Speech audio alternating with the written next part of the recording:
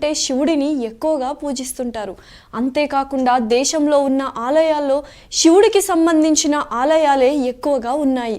ఎంతో భక్తి శ్రద్ధలతో పూజిస్తుంటారు. అంతేకాకుండా శివుడిని అనేక పేర్లతో పిలుస్తుంటారు. ఒక్కొక్క ప్రాంతంలో ఒక్కో పేరుతో కొలువై ఉంటాడు ఈ భోలాశంకరుడు. అలాంటి ఆలయాల్లో అమరలింగేశ్వర క్షేత్రం ఒకటి. అయితే ఆంధ్రదేశంలో పంచారామాల అంటే తెలియని శివభక్తులు ఉండరు. అలాంటి పవిత్రమైన పంచారామాలలో ప్రథమ క్షేత్రం అమరలింగేశ్వర క్షేత్రం. ఈ క్షేత్రంలో శివలింగం అత్యంత ఎత్తులో ఉంటాడు. ఇదే ఆలయ ప్రత్యేకత. అయితే శివలింగం ఎందుకు అంత ఎత్తులో ఉంటుంది, దాని వెనుక ఉన్న స్టోరీ ఏంటనేది ఇప్పుడు తెలుసుకుందాం. ఆంధ్రప్రదేశ్ రాష్ట్రంలో ఉన్న అమరలింగేశ్వరుడి క్షేత్రంలో బాలచాముండిక సమేత అమరలింగేశ్వరుడు ఇక్కడ ప్రధాన దైవం. తారకాసుర సంహార సమయంలో కుమారస్వామి మెడలోని శివలింగాన్ని తారకాసురుడు బలంగా కొట్టడంతో అది 5 ముక్కలుగా విడిపోయిన 5 ప్రదేశాల్లో పడి దివ్యమైన పుణ్యక్షేత్రాలుగా మారాయని పురాణాలు చెబుతున్నాయి. ఆ 5 క్షేత్రాలేనే పంచరామాలు అని అంటారు. అలా వాటిలో ఒకటి అమరావతిలో పడింది. అప్పటి నుండి అమరలింగేశ్వరుడిగా పూజలందుకుంటున్న శైవ క్షేత్రంగానే కాకుండా బౌద్ధ మత పరంగానూ అమరావతి ప్రఖ్యాతి చెందినది. అమరేశ్వర ఆలయం ఆ పరమేశ్వరుడికి అంకితం చేయబడినది. దేవేరి రాజ్యలక్ష్మి అమ్మవారు కూడా కొలువుదీరారు. పంచ ప్రాకారాల మధ్య ఆలయం ఎత్తుగా నిర్మించబడింది. అయితే ఇక్కడ శివలింగం సుమారు 15 అడుగుల ఎత్తు ఉంటుంది. అభిషేకాదులు 2వ అంతస్తులో చేస్తారు. ఆలయంలో 3 ప్రాకారాలు, 4 దిక్కుల 4 ధ్వజస్తంభములు, దక్షిణ ద్వారంలో ముఖ మండపం, తూర్పు ద్వారమునకు ఎదురుగా కృష్ణానది ఉంటుంది. ఇందులో మొదటి ప్రాకారంలో ప్రణవేశ్వరుడు, కాశీ విశ్వేశ్వరుడు, ఉమామహేశ్వరుడు, అగస్తేశ్వరుడు, పార్థివేశ్వరుడు, సోమేశ్వరుడు, కోలలేశ్వరుడు, వీరభద్రుడు, త్రిపుర సుందరాదేవి ఆలయాలు, కళ్యాణ మండపం కృష్ణానదికి దారిలో ఉన్నాయి. 2వ ప్రాకారంలో విఘ్నేశ్వరుడు, కాలభైరవుడు, కుమారస్వామి ఆలయాలు, నవగ్రహ మండపం, యజ్ఞశాలలు ఉన్నాయి. ఇక 3వ ప్రాకారంలో శ్రీశైల మల్లేశ్వరుడు, కాశీ విశ్వేశ్వరుడు, సూర్యుడి ఆలయాలు ఉన్నాయి. మందగిరిని వాసుకి సర్పంతో సముద్ర మథనం చేసిన తరువాత అమృతం వచ్చింది కదా, అప్పుడు విష్ణుమూర్తి మోహిని రూపం ధరించి అమృతం భాండాన్ని చేపట్టి దేవతలకు రాక్షసులకు పంచసాగాడు.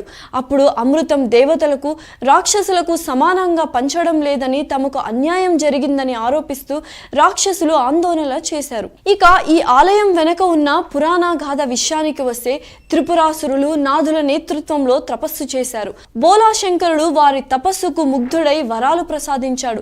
దాంతో ఆ వరాలందుకున్న రాక్షసుల్లో ఉత్తేజం మరింత పెరిగింది. దాంతో దేవతలను మరింత ఎక్కువగా హింసించసాగారు. దేవతలు శివుడికి మొరపెట్టుకోవడంతో శివుడు కాలరిద్రుడై రాక్షసులను, వారి రాజ్యాన్ని క్షణంలో బూడిద చేసి త్రిపురాంతకుడు అయ్యాడు.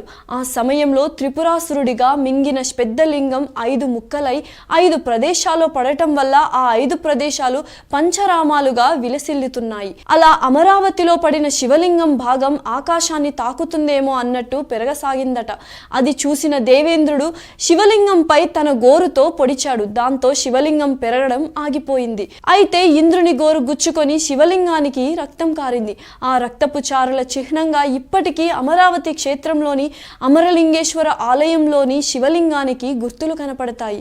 అయితే ఈ క్షేత్రంలో శివుడు పరమేశ్వరుడిని, అగస్త్యేశ్వరుడిని, కోసలేశ్వరుడిని, సోమేశ్వరుడిని, పార్థివేశ్వరుడనే పేర్లతో పంచలింగాల కారుడై భక్తుల చేత పూజలందుకుంటున్నాడు. అంతేకాకుండా ఈ ఆలయానికి వచ్చిన భక్తులు 3 రోజుల పాటు ఆలయంలో ఉండి పుణ్య స్నానాలు ఆచరిస్తే చనిపోయి తర్వాత శివ సాయుధ్యం పొందుతారని అక్కడి ఆలయ పూజారులు చెబుతుంటారు. అయితే శాతవాహనుల కాలంలో అమరావతి క్షేత్రాన్ని అభివృద్ధి చేశారు. అప్పట్లో అమరావతి వారి రాజధాని. ఈ నగరాన్ని ధరణీకోట లేదా ధాన్యకటం అని పిలిచేవారు. ఈ పవిత్ర దేవాలయంలో అపురూపంగా మలిచిన అనేక విగ్రహాలున్నాయి.